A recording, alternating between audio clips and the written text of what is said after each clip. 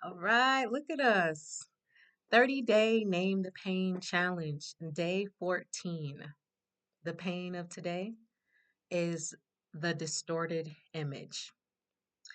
So, in the line of work that I do professionally, working as a clinician providing psychotherapy services, that is something that I do not do with Healing Truth Center, but I just take my knowledge, skills, and abilities and apply it to the services that we offer there. But yes, in my public role on the 9 to 5, got me working day and night. Big up to Michael. On the 9 to 5 grind, I often have clients who are on the borderline of a personality disorder. So, you all may often hear, especially in this social mental health climate, the buzzword of a narcissist. Really, what people are describing is behavioral traits and patterns of someone who views life in a very distorted way.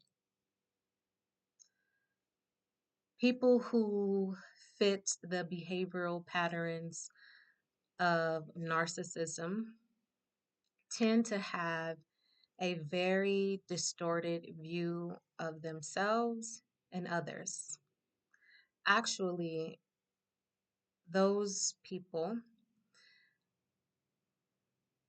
do not have a connection to their core self. Now, there's research out there that says that tends to happen as the result of a psychological injury or harm known as trauma or exposure to traumatic events that disconnects one from their ability to be, be in alignment with the truth of who they are. And so, therefore, they see the world outside of themselves. They tend to project project the traits or things within them or about themselves that they dislike and take on the attributes of others that they want to possess. Now, if you want to learn more about that personality trait disorder, there is so much content out there. Today is not that.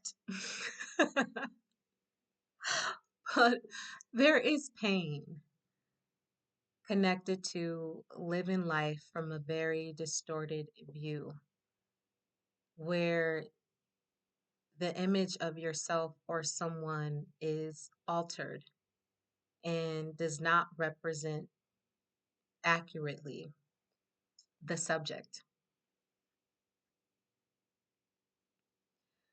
So, in what ways have you experienced the pain of a distorted image? Maybe you were in a relationship, an intimate romantic relationship with someone who lived life from a very distorted lens and often projected their pain onto you and then in turn swiped your strength as their own, made you question your sense of reality because their sense of reality was very off. Or maybe you directly have operated life from a very distorted view and lens of yourself. So, when you think of the pain of the distorted image, what some are calling narcissistic tendencies, when you think of that pain, what comes to mind? What image do you see? What thoughts appear? What emotions do you feel? And if you were to do that body scan from the top of your head down to the soles of your feet, is there any area in your body where you feel any tension, discomfort, unease, or disturbance? And sit with it.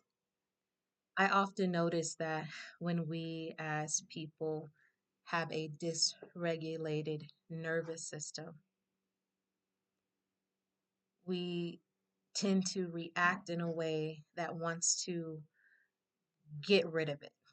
And oftentimes, in a distorted way, the way that our brains try to make sense of the discomfort is to pretend that it doesn't exist or seek instant gratification. Food can often be a source of comfort. Um, Intimate activities with a lover may be a source of instant gratification. Scrolling unconsciously. There's so many ways or forms of distraction whenever we are confronted with anything uncomfortable. But I'm telling you, if you can sit in the discomfort of your own pain, there is healing on the other side if you allow yourself to go through it. Now, with the times that we collectively, as the human race, the times that we are experiencing in the world, a lot of us, from my observation, are being hit with the unveiling of the distorted image. Maybe the way we view the world is not necessarily what it is revealing itself to be. And there is pain that comes with it. Pain is a great teacher if you allow it to be. If anything in this video has resonated with you, give it a thumbs up, leave a comment, or subscribe. If you would like to know more about me and the work that I do at the Institute, all of that information is in the description of this video. And if you just need a little quick something to get you through, on the website, there's a tab titled Download Now, which is a free resource, a 4-step guide entitled 4 Steps to Healing from Unwanted Patterns and Habits. The first step being to name and identify the pain. And if you're curious about the other 3 steps, then I would recommend that you download that. Okay? I am Shine Bay. Thank you so much for your time. We are getting through this challenge together. Thank you all so much. Peace and love until we meet again.